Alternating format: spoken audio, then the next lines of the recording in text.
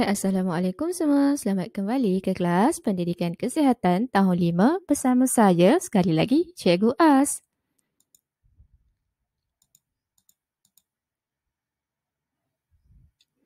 Fokus kita pada hari ini adalah 7.1.1 iaitu mengetahui pengaruh rakan sebaya dalam kehidupan seharian kita.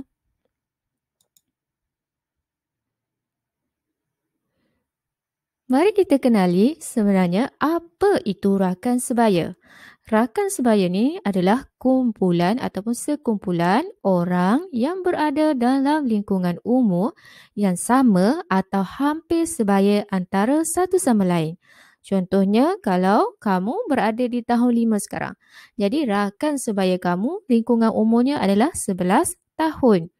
Ataupun juga rakan yang berumur 12 tahun ataupun yang lebih kurang dalam lingkungan sama atau hampir sebaya antara satu sama lain. Itu kita panggil rakan sebaya.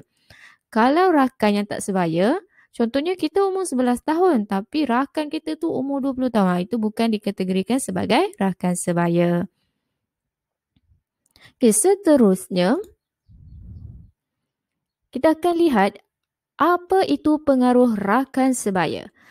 Pengaruh rakan sebaya ni banyak mempengaruhi sikap dan akhlak remaja ataupun kita lah.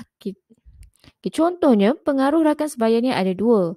Dari segi positif dan juga dari segi negatif. Kalau dari segi positif adalah nilai dan tingkah laku yang baik. Manakala dari segi pengaruh negatif ialah nilai dan tingkah laku yang buruk dan tidak baik. Maksudnya kalau pengaruh negatif ni, kalau orang tengok pun orang tak suka benda tu berlaku.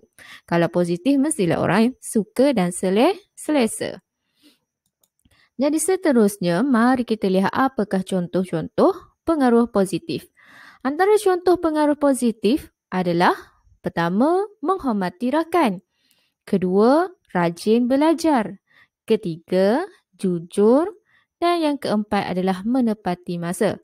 Kalau kita berkawan dengan rakan-rakan yang mempunyai ciri-ciri positif ini, insya-Allah kita pun akan terpengaruh sama. Kalau berkawan dengan orang yang rajin belajar, kita pun sama turut akan rajin belajar. Yelah kalau kita tengok kawan kita buka buku, baca buku. Takkanlah kita nak tengok saja, nak tengok kawan kita tu, dia tengok dah berjaya. Kita tak berjaya, mesti kita rasa tercabar dan itu adalah satu sikap yang positif. Okey, seterusnya yang jujur dan juga menepati masa. Kalau berjanji, katalah pukul 3.30 petang, dia menepati masa. Kalau dia lewat, dia maklumkan. Kalau dia tak lewat, dia pergi tepat pada masanya. Tapi kalau dia sentiasa lewat, itu adalah pengaruh yang negatif. Jujur pula ni, maksudnya dia tidak berbohong. Okay, seterusnya mari kita lihat apakah pengaruh negatif. Antara contoh-contoh pengaruh negatif ialah membuli. Kedua, ponteng sekolah. Sanggup ponteng sekolah ni sebab nak pergi cyber cafe, nak pergi main game. Kadang-kadang sanggup ponteng sekolah sebab nak pergi tonton panggung, tengok cerita kan. Okay, yang ketiga contohnya pengaruh negatif ialah menghisap rokok. Biasalah kadang-kadang kalau kita tengok kawan kita kan, hisap rokok, kita pun rasa teringin nak mencuba. Itu adalah pengaruh yang negatif. Tolong jauh. Okay, yang keempat contohnya lain adalah penyalahgunaan bahan inhalan. Yang ini kita dah pelajari pada tajuk sebelum ini. Bahan inhalan tu macam contohnya cat, gam. Tengok kawan kita hidu gam, kita pun teringin nak hidu gam. Itu adalah pengaruh yang negatif. Jadi tolong jauhi rakan sebegitu. Selepas kamu cuba nasihat dia tak berubah, tolonglah jauhi sebab dia akan memberikan kesan kepada kehidupan kamu. Seterusnya,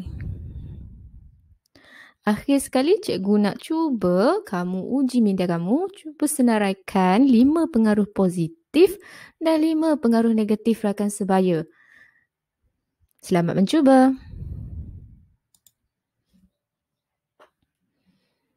Sampai di sini saja pembelajaran kita pada slot kali ini. Sehingga kita berjumpa lagi. Bye. Assalamualaikum.